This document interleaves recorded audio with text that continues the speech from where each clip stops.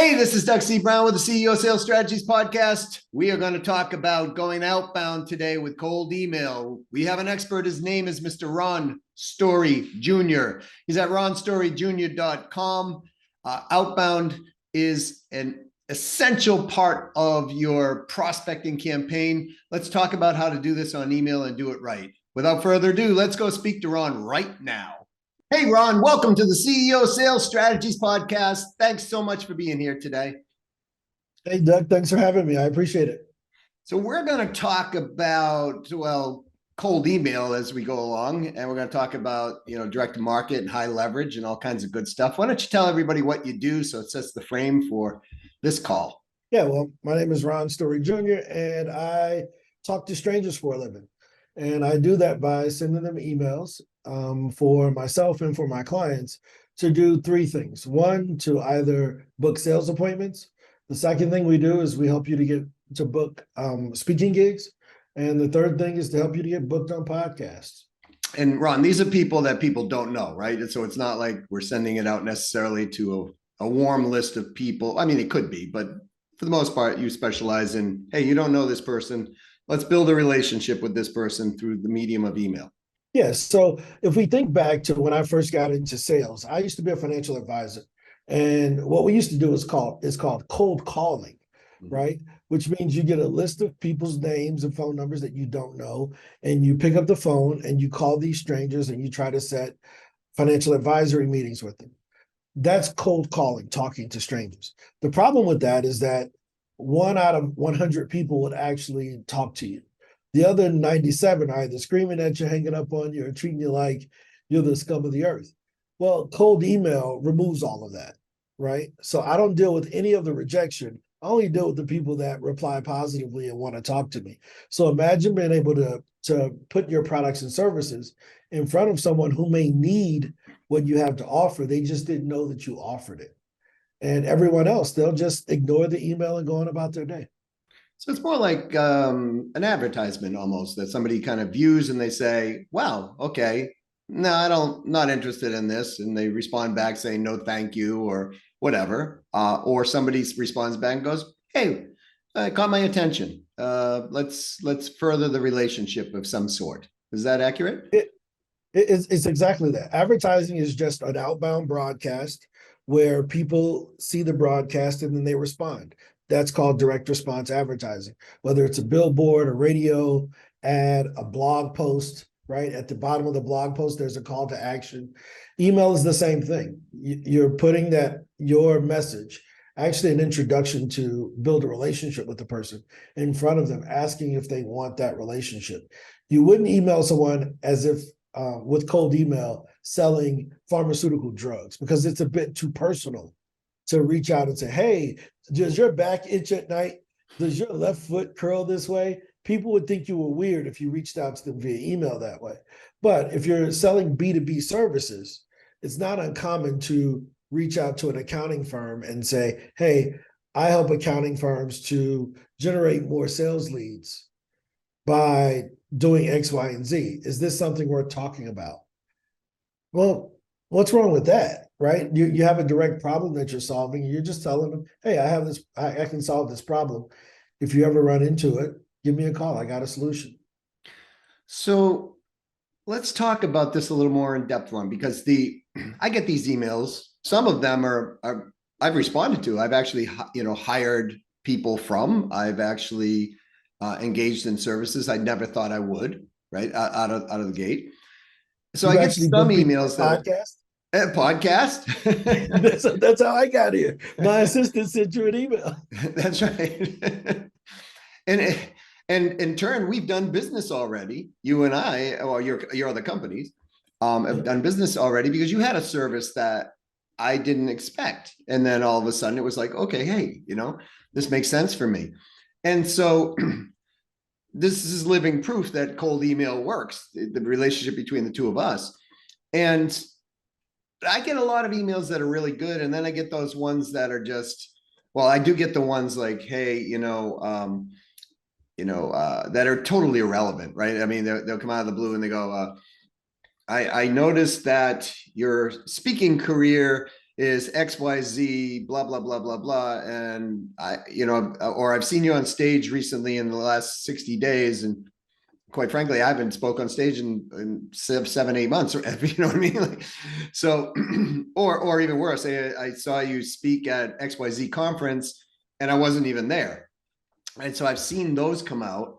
And then I've seen others come out where it's like just on point, just like you said, hey, we service this type of thing. And then I've responded and said, hey, not at this time. Or I've responded and said, you know what, I have interest in this. So let's step back. Say somebody's saying, okay, you convinced me, maybe this works, right? I've been persuaded a bit. How do they start? What do they do? So let's set the frame first, right? Okay. So think of any type of relationship building. The most intimate types of relationships that we build is dating, right? So if you were going to go and introduce yourself to someone that you were interested in, the last thing you would want to do is lie to them or set up a false pretense that can be found out later on down the road, right? So that's what the people were doing with what you're talking about. Hey, I saw you at this conference. Well, once I realized that you didn't know what you were talking about, I'm never talking to you again, because you started the relationship off with a lot of mistrust, right? So instead of trying to be all cute and hoping that you're going to trick someone in a meeting with you, why not just be honest with them? The same thing we would do if we saw someone in a coffee shop. We would go over and say, hey, how are you doing today? Right? And then you would wait for their response. Right. And then based on their response, then you would proceed. Right? So you would go over and say, hey, my name is Ron.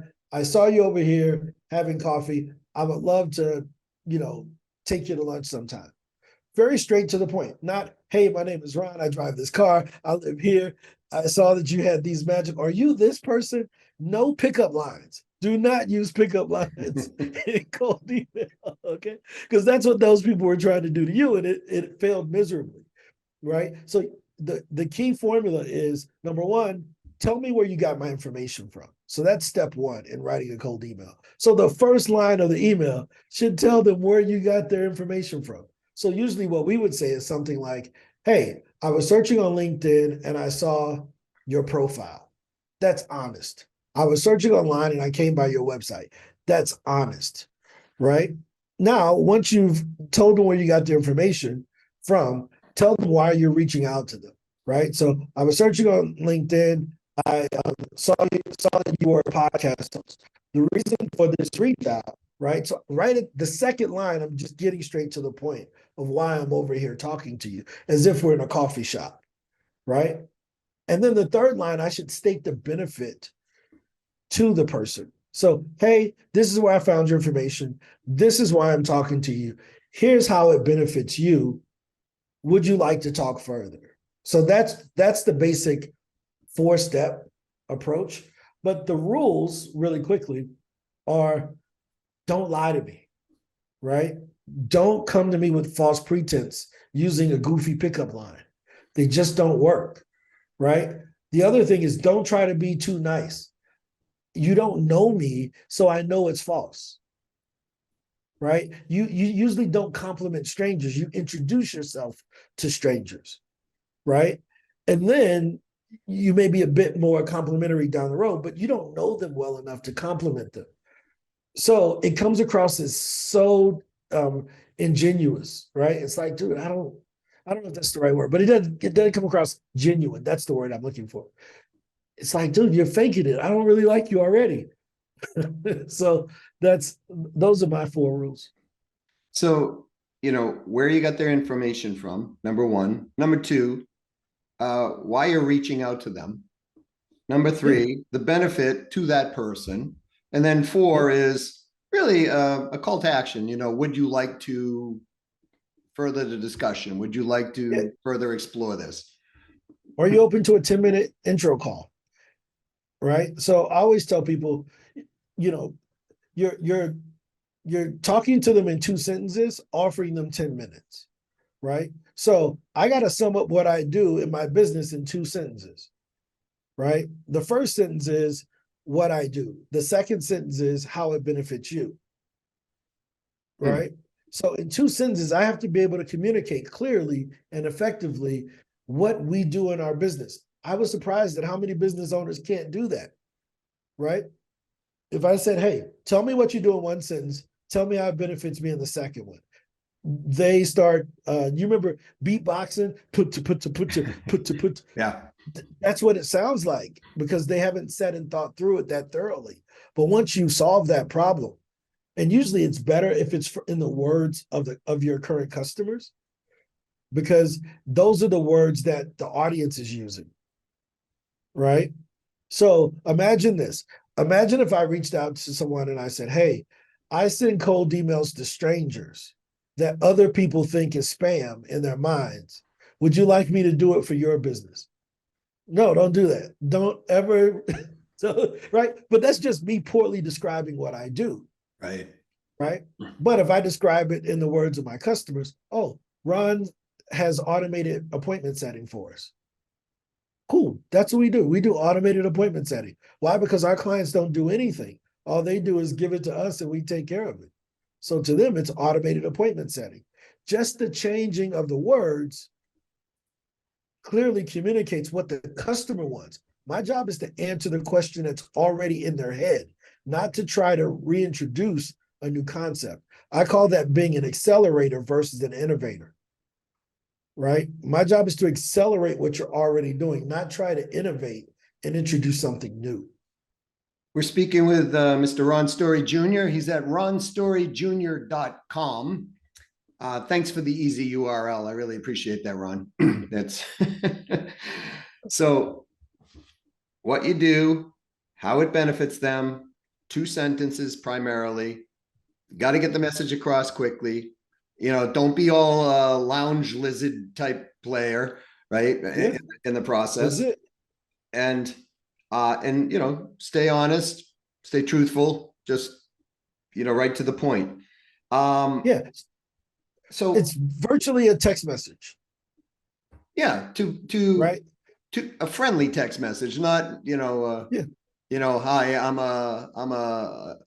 like I've been getting these text messages, share all these personal things, right? I've been getting these text messages that are like, hi, Diana, haven't talked to you in a while. How are you? Right. And they're always coming from the same area code. And I know that they're like one of those sites that people, and I just type back, I play with them once in a while. I'm like, I'm not Diana. And then they're like, oh, well, geez, I'm sorry. Who are you? That type of thing. So, they're trying to infiltrate, and I'll type back, I'm married and happy, and those type of things. But the feeling you get when you get one of those messages, well, what message I get is like, oh no, come on, right? It's an instant rapport break. Yep, exactly, because it's not genuine, right? And Right. what I was saying is that the format is like a text message, right? Because if I have to scroll or pinch to open up your email on my phone, I'm not replying to it. I'm not even going to read it because you didn't care enough about me when you sent it to me to make it readable, right? 80% of our emails are read on our phones. So if I got to do this to make the letters bigger, or if I got to scroll to keep reading, dude, you don't know what you want, right? So as a stranger, I have to write in the best interest of the person I'm talking to. I can't take for granted that you're going to read 5 paragraphs. I have to respect your time. So I have to get to the point, right? It's very similar. I'll give you another example of this. Everyone is given change to a homeless person on the street, right? And the ones that you don't mind helping are the ones who are just straight up with you about what they're going to do with the money. And because you're going to like, okay, at least he's straight up. I respect that, right? But the person that comes over, I was in Atlanta one day and a guy said, hey, we were walking down the street. We said, hey, man, which way to the restaurants? And the guy was like, oh, I'll show you. So he walks with us, and he was in regular clothes. He walks with us all the way and took us to this particular restaurant. And when we get there, he says, man, I'm homeless, man. Can you buy me some food? And I'm like, dude, like, we didn't even want to go to this restaurant, but you took us to what you wanted to do totally selfishly, right?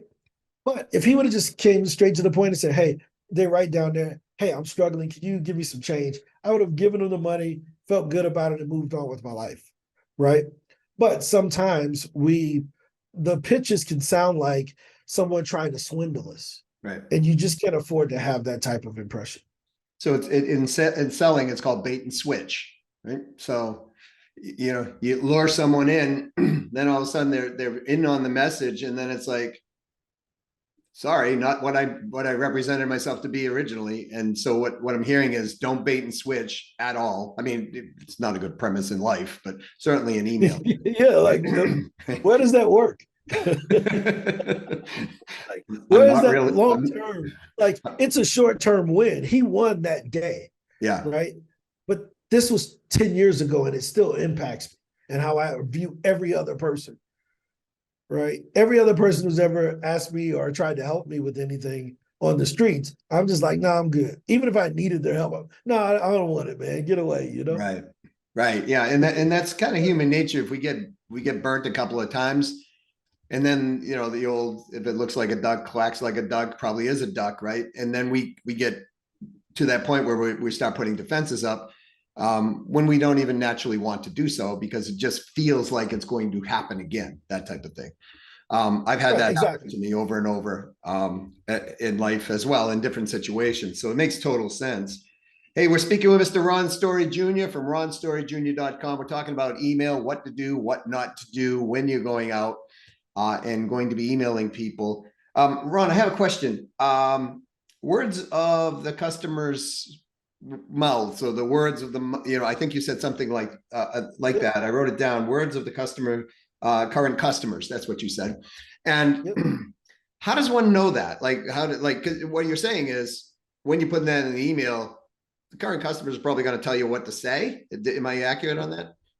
Exactly. Well, you'll hear how they describe what you do, right? One of the most eye-opening things that I learned is to ask customers, "Hey, tell me what I do. How would you introduce me to someone?" And then listen to how they introduce you. You would cringe if you heard how your customers would introduce you, and then you'll understand why you hardly ever get referrals because they haven't. You're asking them to be an untrained marketer for your business, and they're describing you in all types of ways. Like you're like, I remember someone that I had helped buy some life insurance years ago. And I said, how would you describe, how would you introduce me to one of your friends? Oh man, you the guy that knows all the life insurance tricks. And I'm like, no, I don't want you to introduce me that way. Because I only work with you with life insurance. But everyone else, I was helping with other things. I want to be introduced as someone that can help them to reach their financial goals.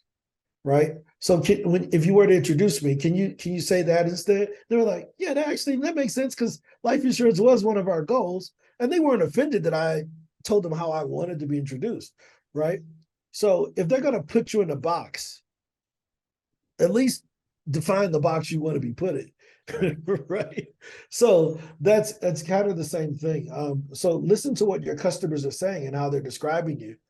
And then that's probably how other people will describe you also, or describe your services also, right? And use those words to your advantage. That makes tons of sense. And by the way, folks, those of you who listen, if you're like cringing on what Ron just said, like your customers, your current buyers are describing you in a way you don't want to be described, it's not their fault, it's yours. So you might want to adjust how you're playing the game with them, right? Because that's what will happen. And I've had that happen to me, Ron, in my life too, where I'm like, hey, will you tell me what do you think of what I do? And they tell me, and I'm like, that's not what I do. Right. Especially early on in my life. I'm like, oh my God, I gotta adjust this messaging. So I love what you just said, because the source of your current clients will tell you what you do. Now, here's the question. Do you sanitize the language at all, that they like, if you keep hearing what you want to hear, but they're saying it in a way that you wouldn't have said it?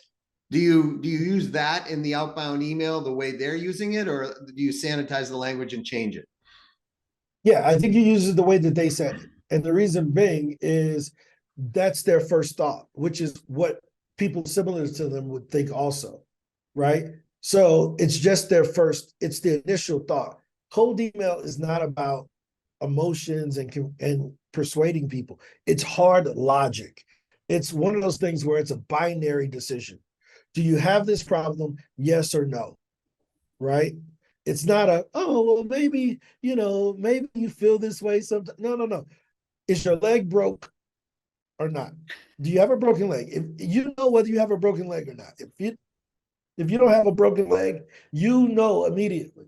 So I'm reaching out to people about broken leg problems, right? Because they can make a binary decision. But I have to be able to describe it the way that they describe it, right? I can't use my words because it shows that I'm not in touch. It shows that I'm not in touch with them if I'm using words that aren't resonating with them. Does that make sense? It makes So total sense. It makes total I sense. would use their words. Yeah. So I'll even, if you don't mind, I'll add to this. Like, there's generational gaps where we use different language patterns for generational gaps. Like, I'm in the baby boomer, right? I'm at the tail end of the baby boomers. They speak differently than the Gen Zs do, or even some of the millennials. They'll use different words. So the reality is, depending on who we're selling to, we must, as the selling entity, we must adjust to what they understand. Otherwise, it's going to sound like, hey, I want to go fencing, and they're like, well, yeah, great, let's go to buy a picket fence, and you're like, no, sword lessons, right? It'll come off like that. So Exactly. I'll give you an example of using the same idea where it's just a different word. If I'm talking to entrepreneurs and I said, hey, man, would you like to get your message on more stages? They're like, what are you talking about? What's a stage? Right. But if I'm talking to a professional public speaker, they're like, heck yeah, let's do it. They don't call them speaking gigs. They say, I need to get on more stages. They don't say, I need more speaking gigs. Right. But when I'm talking to the entrepreneur who speaks part-time, I would reach out to them and say, hey, would you like to get more speaking gigs this year? Heck yeah, I would love to get more paid speaking gigs.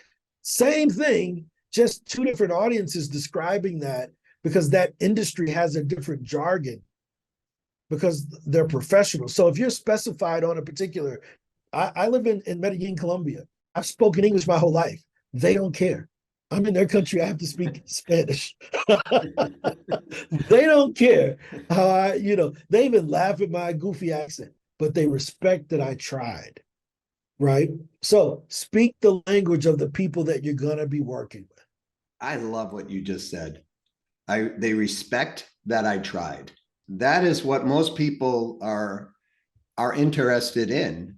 That you tried to communicate with them in their mode of communication that they most like. Exactly. And you being in Colombia, of course, they're going to speak Spanish. I mean, it's the national language of the nation. If we go to France, we should learn a few words of French, right?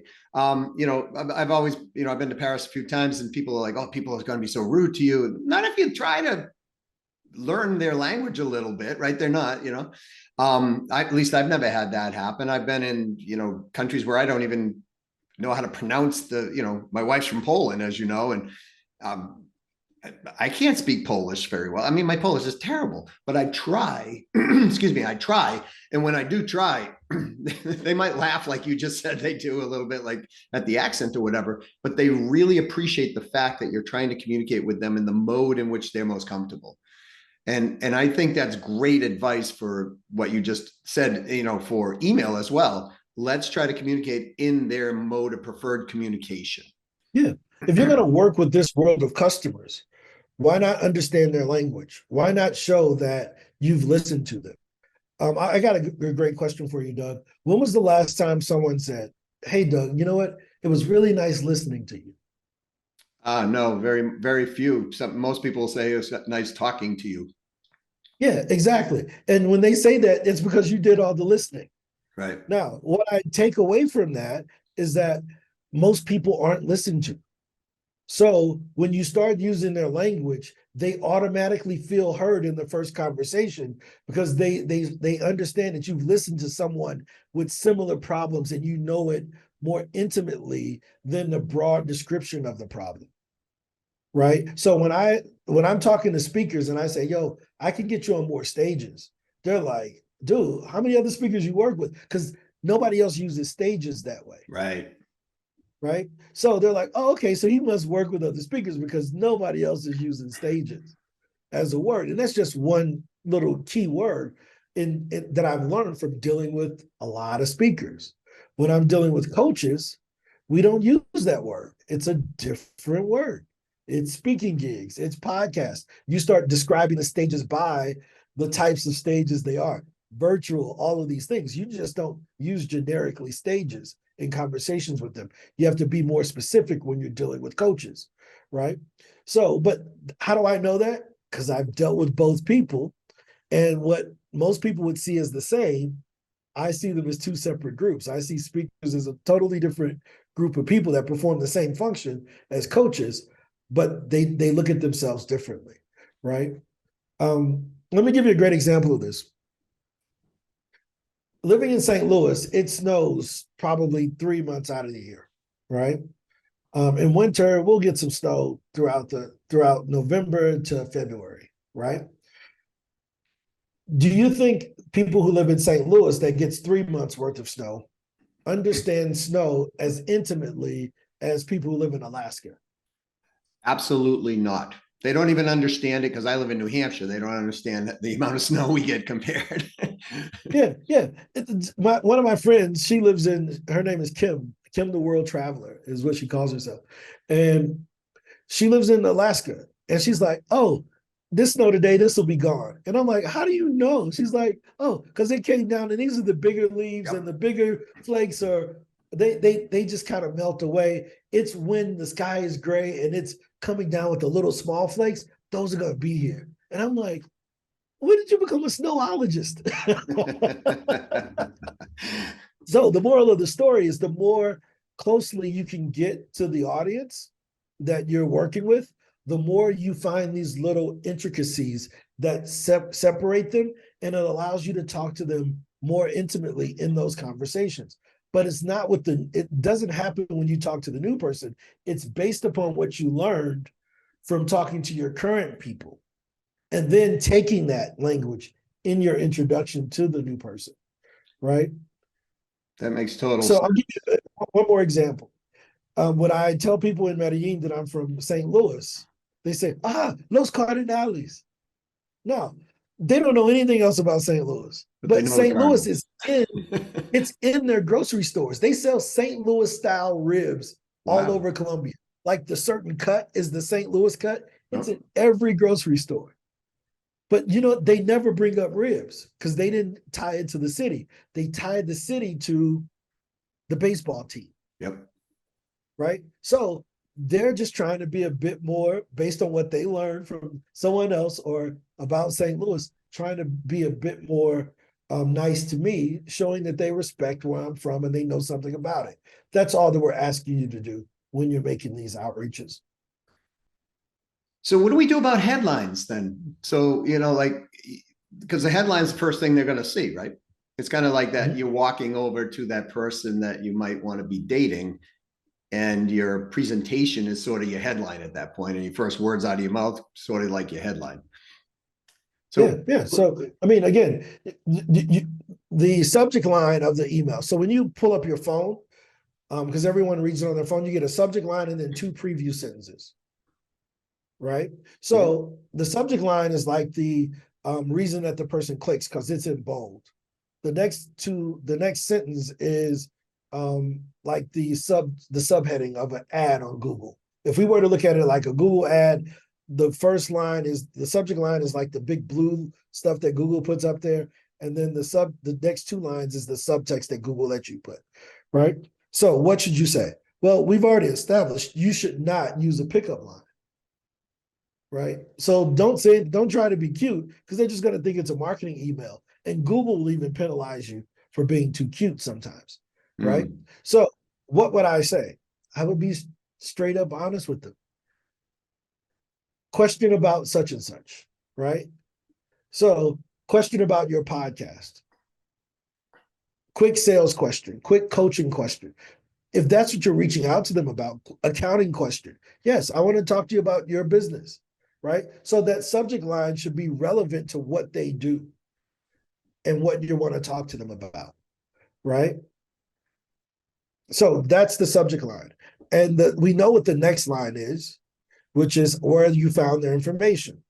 So that will get a person to open. We average about 60, 70% open rates for well-targeted audiences to strangers, meaning that they're opening the emails. So if you think, how do you read an email? You have to click. Imagine a set of emails having a 60 to 70% click-through rate. Imagine an ad having that.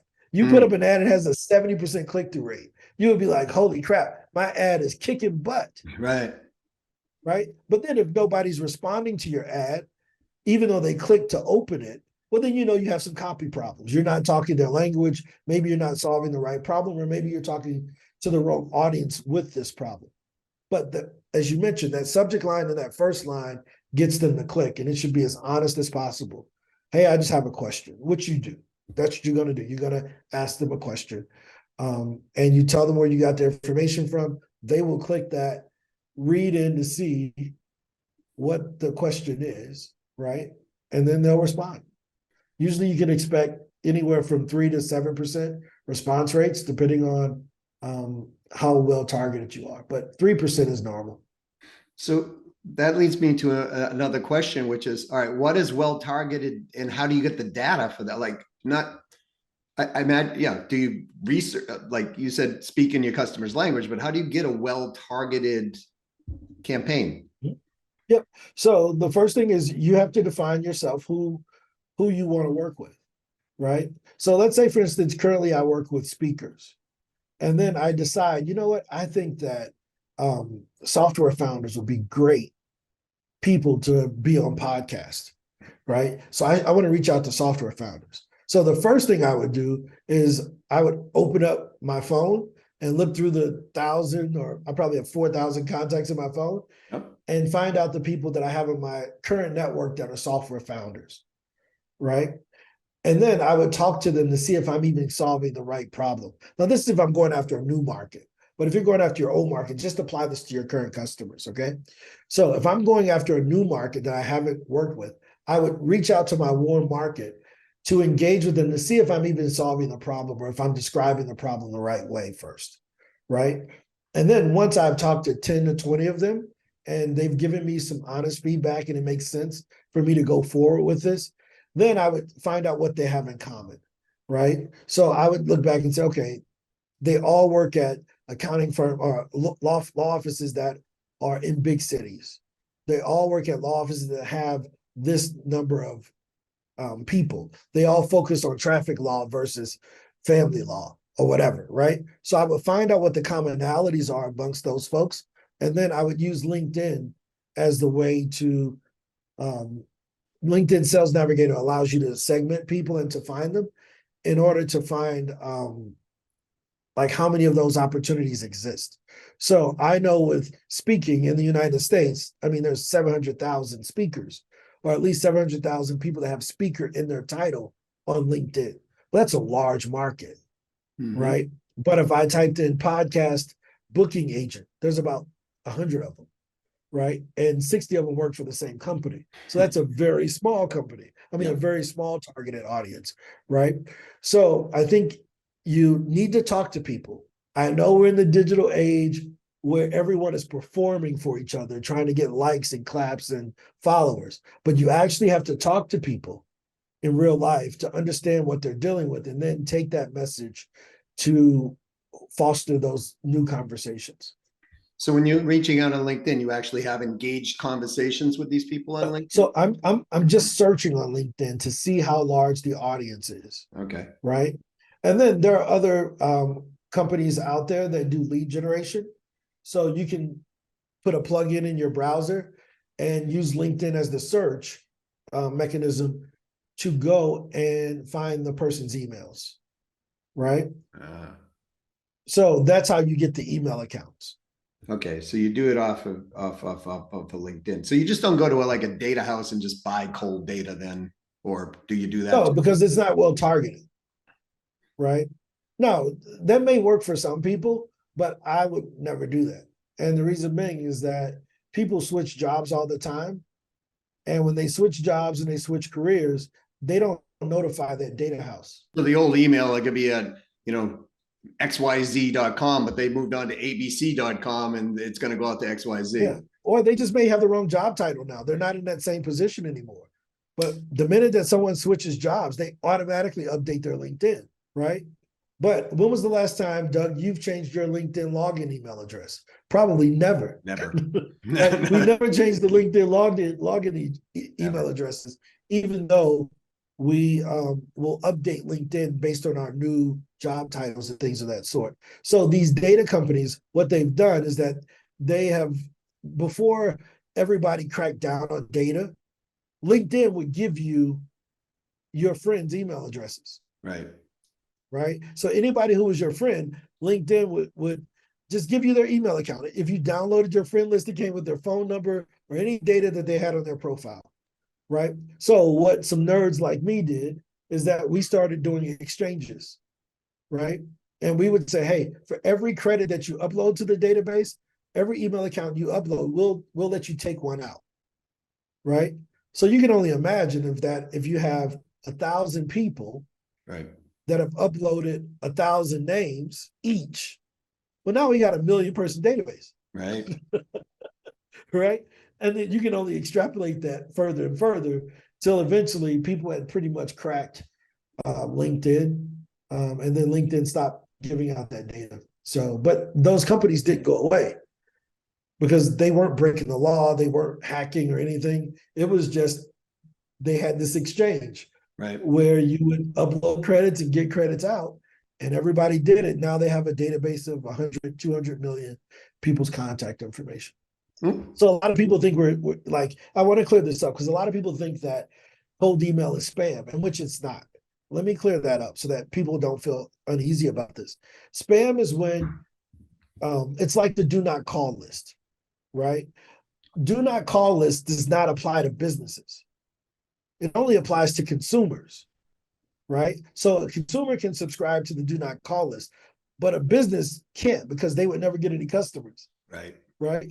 So new customers would never call the business. In the same way, it's the same thing that applies to email. Spam applies to sending out emails to individuals that are not business related. So I can't send you an email about Viagra because it's offensive. I can't send you a medically just on a personal basis email. That's considered spam. It goes one step further, right? If we want to think about it on the business side, if you reach out to someone and they ask you to take them off their list and you don't, then it's spam on the business side, right? So it becomes spam on the business side when you reach out to them and they say, please remove me from your list. And you say, I don't care, I'm going to keep sending you emails. That's spam. That's bad. It's spam on the personal side. Anytime you email someone who did not subscribe to your list about a personal thing that's not business related, that's spam on that side. You can look it up on the FTC website. They explain that very clearly. So you can take comfort in knowing you can email every business once. You can email them once. That makes total sense. Now, what about Europe and other countries that have laws around? Yeah, so GDPR is a big thing in Europe. So I usually focus on companies in the United States. The reason being is that I've never dealt with a client. I have a client now that's in Spain, but she wants to work with companies in the United States. So even though you may have clients in other countries, there's probably enough opportunity if you've never done any cold email to take your product to the market in the US using cold email where the data privacy laws are not the same. I mean, are not as enforced, I should say, where the do not call list is GDPR for the US. That's why the US doesn't have GDPR, because they have the do not call list or the Can Spam Act, right? That protects consumers. That's all that GDPR was doing, was protecting consumers, right? So we just focus on the US based companies with our services. And I just advise people, try it out in the US, have your attorneys or whoever you work with to find out if it's viable in the countries outside of the US, and you'll be fine. Awesome. Well, Ron, I appreciate you being here. We're speaking with Ron Story Jr. from ronstoryjr.com on cold email.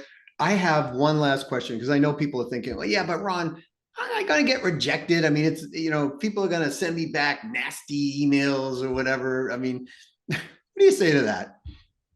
Well, a couple of things. As a busy professional, I really don't have time to reply back to people I don't want to talk to. I just move on. Most logical, busy professionals feel the same way, right? They just move on if they're not interested. Or they'll actually, I get a lot of, for every one, take me off your list, I probably get 30. Hey, Ron, this is a great service, but I'm just not interested, right? They're saying the same thing. They're saying, take me off your list, but Right. they're not being rude about it. So that's the worst that you'll deal with is someone saying, take me off your list. It'll never be, I'm going to report you to the police, because who do they report you to? How do you even report a spam email? It's like impossible. All they can do is click the button in Google, right? If they don't want to do it. But most people, if they know that you're solving a problem, especially if you're working B2B, do this only for B2B. Do not do it for B2C. Let me make that clear. Other entrepreneurs respect that you're trying to market your services. Yep. So they don't, why would I poop on someone in my same tribe? Like, all you're doing is trying to build a business. Who can't respect that? Right. So as long as you're being straight up, they'll be straight up with you. Right. So there's not a lot of fear. It's like going back to the coffee shop. Right. We always see in the movies this sensationalization of you go over and you introduce yourself to a young lady and she smacks you and throws water in your face. Right. And you're like, I've never seen that happen in my entire life, in real life, right? And if it did happen, it probably wasn't because he introduced himself. Right. It was probably because he said something off color or just said something he shouldn't have said to begin with, right? Which is using those pickup lines that I talked about earlier in the email. Of course, people will respond to you rudely that way. So what we imagine in our head usually isn't what happens in reality. The same way that we don't see women just throwing water and hot coffee on men because they said good morning. Nobody's gonna curse you out and send the police to your house because you sent them an email trying to help them. Well, and if they do curse you out, you're not going to want to deal with them as a client anyways. They just self-selected. Right. Bye-bye. It's like there are no bad clients, folks. There are only bad decisions on your end, my end, and everyone else's end who takes those clients. So if they're that rude and they're going to be difficult to work with right from the beginning, they're most likely going to be difficult to work with, period, throughout the Yeah, whole. but who has the time to I had a guy write me 5 paragraphs one time explaining why I shouldn't do this and all. And I'm like, dude, you just let me know you don't make enough. Right. Right. Because the entrepreneur that I segment for, they're too busy to write 5 emails, 5 paragraphs to a stranger. Right. You don't know me. Why are you so invested in me, man? Well, because you're likable, Ron. You're really likable, and people want to express themselves. So, um, well, Ron, thank you so much for being on the CEO Sales Strategies podcast today. Thanks so much for really sharing all this great information. I know a lot of people, are sitting there going, this makes a lot of sense. How do they know more about you? How do they, get in touch with you? Something like that. Yeah. So if anyone would like to try this out, right, I'm willing to send 500 emails for you, right? So I will reach out to 500 people in your target audience at no cost to you, right? All you have to do is, I'm going to give you a different URL to take advantage of this. All you have to do is go to 5contacts.com/calendar and just grab an introductory call on that domain. 5contacts, FIVECONTACTS.com/calendar, and grab an intro call with me. We'll see if it makes sense to work together. It costs you nothing. So leave your wallet on your desk somewhere else. I'm not going to ask you to pay for anything. I'll offer the service to you. We'll reach out to 500 people. If after we do that, you decide you want to keep working with us, bring your wallet to the second meeting, right? But in the first 500 people, don't worry about it. We'll just do it for you and get you some results. Awesome. Ron, thanks again for being here on the CEO Sales Strategies podcast. And I really appreciate you being straightforward and giving people the truthful information on what to do with cold email. Thank you. Thanks for having me. All right. So you can use cold email to supplement your current prospecting. The cool part about cold email is it will send it out automatically. You'll get a response that is yes or no, right? You don't have to worry about the rejection component of this thing. You must do it legally and you must do it in compliance. That is the key. Now, when you're writing your email, as you said, the first thing that people are going to know, where did you get my email from? Where did you get my information from? So be truthful about that component. Why you're reaching out to them, keep it short, make it to the point, use their language, what the language of your current customers would use. How is this going to benefit that person? And what would you like for them to do? In other words, there's a call to action. Don't forget the call to action. A lot of times people forget a call to action. They send an email and there's really no call to action. Tell them what you would like them to do. And if they're interested, they'll say yes. If they're not, they'll say no. And basically, hey, you sent an email, right? It's not the end of the world. They reject you. So, and remember, rejection's not always the end of the game. If you come back with something that makes sense for them, they may engage again. So email should be part of your arsenal going forward. If you haven't thought about it, think about it, if you will. Make sure that it's part of the process going out. Because remember, the master prospector always will outsell the master closer. So if you love this subject matter, please go give it a 5-star review. If you or someone you know is an expert and you want them on the CEO Sales Strategies podcast, reach out to us at YouMatter, YOUMATTER, at ceosalesstrategies.com.